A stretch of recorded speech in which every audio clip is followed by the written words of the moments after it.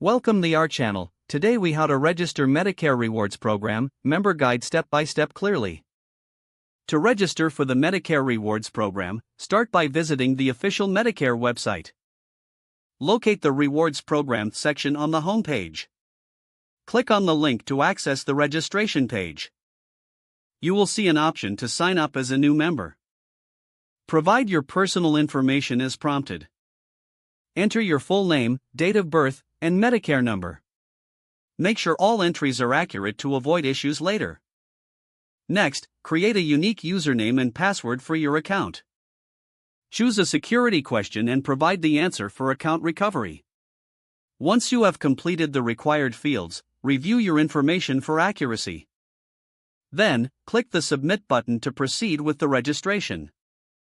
You will receive a confirmation email once your application is processed. Check your email inbox for this confirmation.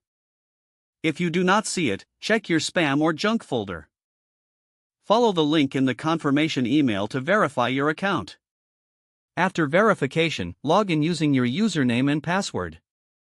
Explore the Medicare Rewards Program to familiarize yourself with its features. Make note of any upcoming rewards or activities you can participate in.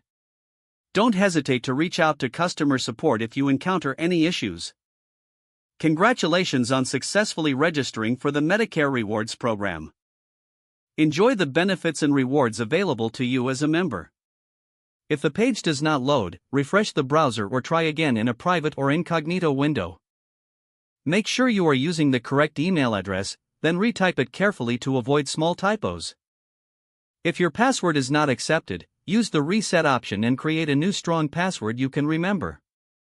Check your spam folder for verification or security emails, then complete any requested confirmation steps. Enable two-factor authentication if available to improve account security and reduce unauthorized access risk.